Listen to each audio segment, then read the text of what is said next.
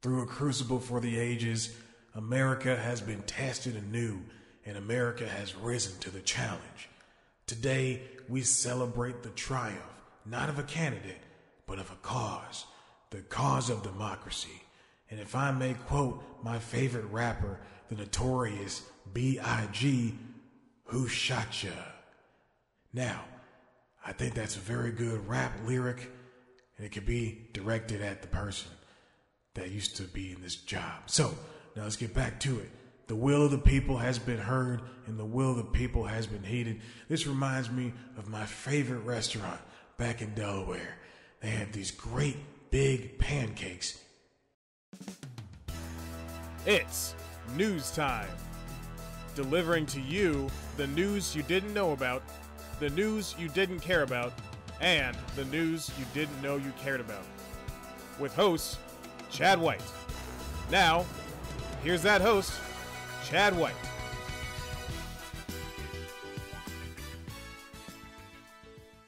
Welcome back to News Time. I'm your host, Chad White, and this is the presidential news that you didn't know about. As we speak, Joe Biden is shedding his presidential virgincy and becoming the leader of the free world we know he can be.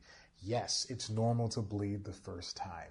Joe Biden and Kamala Harris are officially in the White House as the man currently known as the Orange Buffoon is escorted, hopefully, to prison. The best part, stars are coming out for Joey B and Kamala like there's no tomorrow. Bruce Springsteen, John Legend, the Foo Fighters, Justin Timberlake, Lady Gaga. Oh, everyone's there. Compare that to the last inauguration that had the likes of, well, everybody who said no. The inauguration may not seem as important as it should. For one, it only occurs every 4 years. It's hard to keep it in the cultural zeitgeist with that kind of schedule. The Puppy Bowl has more cultural importance, and the winner of that is deemed a good dog, while the loser is turned into food for the victor. Still, the inauguration is important given the star-studded Biden event. Obviously, most of the performers will be remote due to the state of our pandemic-driven world, also riots. Inaugural events of past include parades and big soirees with the movers and shakers of the political and celebrity worlds. John F. Kennedy invited Frank Sinatra to host a ball. It was a glamorous affair with special guests abound. The Democratic Party's Roz Wyman worked with Sinatra and JFK during the campaign, noting how stuffy previous presidential events were. They thought it good to make this one nothing but the best yet. Reference to the Sinatra album. Todd Purdom wrote a profile of the evening that captures the glitz some 50 years later. It's all the great stuff like how Robert Frost, then 86, couldn't read a prologue he'd written just for the occasion because the sun was too bright, only to recite a different poem from memory. So he just recited his grandson's art class college thesis. Her eyes are as blue as the ocean surrounding my heart. Jesus, God, you'll never graduate if you keep writing cliched crap like this. Remember, Frost was 86 and Kennedy was 43. Juxtapose that with us electing our oldest president, 78, who employed the youngest poet laureate, 22-year-old Amanda Gorman, to read her work for his big day. Right up to Clinton did we get to see a concert series. Viewers were able to see Michael Jackson and a gaggle of famies singing We Are the World, a song which we need more today than we need back then. What was the worst thing going on in 93? My birth? Did you write that into a script, Ron? You SOB.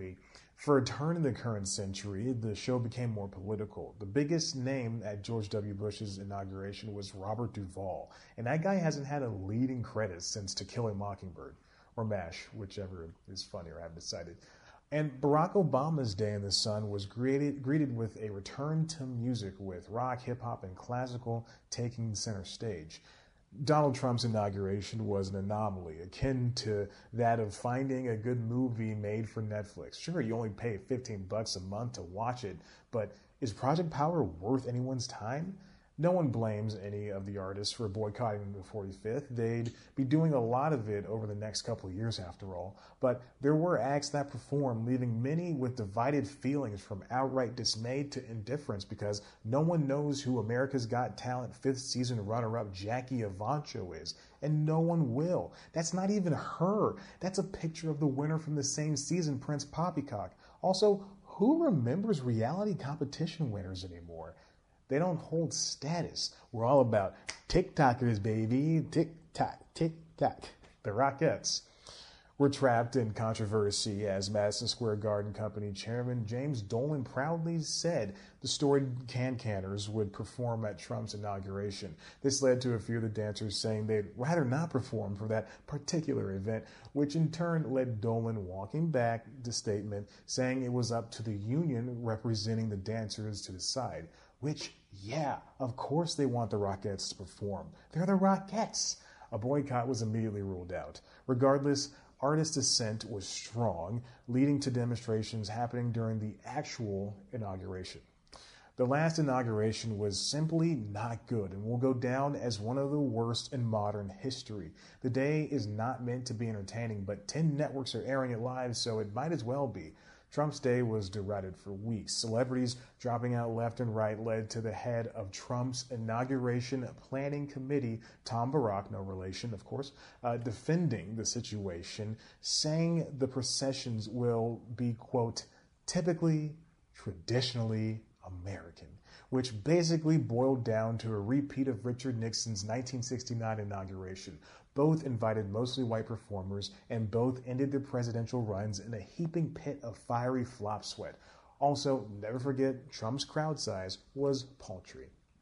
The inauguration extends beyond concerts. Kids also get a chance to enjoy I want to say fun here, but this thing is basically church, and kids hate church. And if you know a kid that likes church, then that kid should be avoided. Also, why are you hanging out with kids?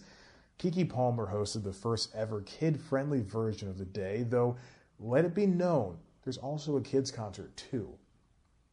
So enjoy that. As I typed this script, Biden's inauguration aired. It wasn't boastful because pandemic, nor did it need to be. It made viewers collectively breathe a sigh of relief like the bad man is gone, grandpa's got you now.